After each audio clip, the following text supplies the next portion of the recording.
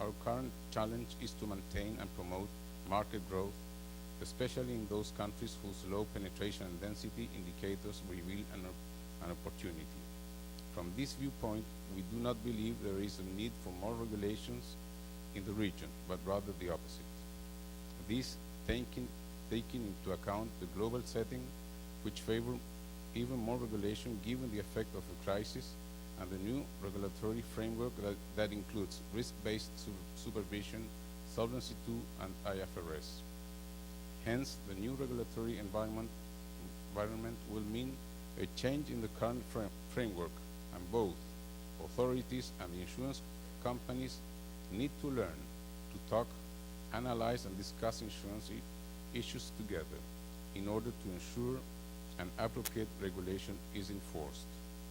Therefore, in our emerging countries, we look forward to build confidence, which we need to trust each other with our authorities, and to be able to create together a new framework which may be built on three characteristics, in my opinion. First of all, simplicity. Second, minimum equity costs and volatility. And third, it should be aligned to the international model as much as possible. In summary, we are aware that the new regulatory setting is a must for the global insurance industry, and we want to be part of it. However, it is necessary to make an in-depth analysis of the characteristics of the institutionality in force in each country to avoid getting into excessive regulations that might decrease financial appeal and involve high cost on the insured. Thank you. All right, thank you very much. And now we'll go to John. Well, thank you very much. I'd like to begin by congratulating Bob Bastien and the Coalition of Service Industries on taking the initiative in convening this Global Services Summit. I was at the last summit about a decade ago, and I think it's excellent that at this stage in the round we have a fresh summit. And thank you also to George Nichols for inviting me to be on this panel.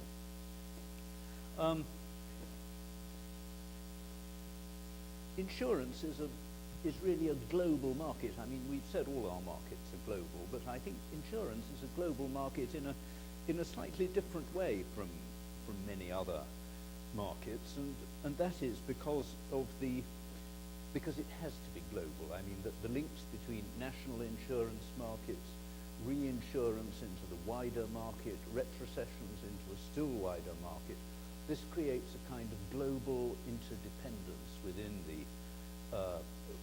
among insurers that is very important, and it does make the case, I think, for there to be liberalization of insurance so that this market can function as well as it possibly can. It's in the interest of every country to have a well-regulated, competitive insurance market, drawing on the strength of the global market. All that might, I think, suggest that, the case for insurance liberalization is self-evident, but I think probably we need to think as an industry about ways in whether we may need to make that case for liberalization in new ways. We have, of course, done a lot. We participated very actively in the negotiations for the fifth protocol to the GATS, the WTO Agreement on Financial Services. After that, we developed our pro-competitive regulatory principles for insurance in 1999, and then the Financial Leaders Working Group developed a model schedule for insurance commitments, and since then we have also developed common lists of barriers, which we first did in 2001, and we redid them in 2005, and I think probably it's now time to do them again. So I think the insurance industry, as a global industry, has done a huge amount of work, perhaps more than many other sectors, on the removal, on liberalization, and the removal of barriers. And that competitive message remains a very strong one. But of course, the world has not stood still. New countries have emerged: Brazil, China, India. India, Russia. We also have to recognize that liberalization will not necessarily take place through trade agreements, and this is really where we come into the lessons of the global financial crisis, because the crisis has led to a degree of caution between regulators, the point which Terry made, and where the NAIC indeed has experience to bring to bear on how regulators can cooperate with one another. The governor of the Bank of England said about banks that international banks are international in life, but national in death.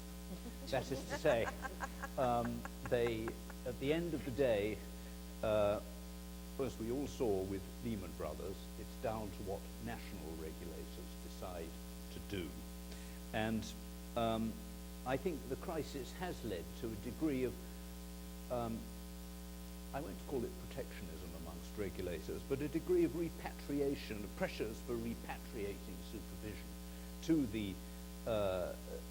the national level, very understandably. And I think it's excellent that world leaders have recognized that and have taken positive steps to counter that with the role of the Financial Stability Board and other bodies to actually set the scene and hopefully organize the details of cooperation between regulators. Much of that discussion has been about banking, and one of the things I wanted to say is that I think that it's very important for us as insurers to have a clear view of what these developments actually mean for our sector. I think, for instance, that what they might mean and should mean is more convergence of the world's regulatory and supervisory regimes. I think that's very important. Market structures that promote competition and openness for international participants in the market. Regulation that blends necessary controls with scope for innovation. This is back to the insurance industry's pro-competitive principles. Dialogue and transparency between regulatory authorities and market practitioners. And regulatory developments globally, regionally and nationally that contribute to convergence at the global level, not retreat from it. And that is, of course, where we hope the G20's initiatives will be successful. Recognition, I think, that the global insurance market is a global strategic asset. If it is subdivided into national markets, its costs rise, and I think what we would probably find is that developing markets who most need classical insurance and reinsurance because they don't have financial services markets for complex instruments such as catastrophe bonds, the developing markets that most need conventional insurance may find that the price is rising for them because of segmentation of global markets. So I think that in the economic interests of us all, that needs to be avoided. What do we need to do as insurers to make the case for liberalization? First of all, and as a number of people already said, I think we do actually need to make clear that insurers and reinsurers are not banks, and whatever problems they may have are not necessarily identical with those of banks. It doesn't mean to say we don't have problems, but they're not going to be solved by a kind of one-size-fits-all. Secondly, as I've said, we must reinforce arguments that the crisis is not actually a reason for closing markets, and certainly not a reason for closing insurance and reinsurance markets, which on the whole have survived the crisis pretty well, actually, compared with some other areas of financial services.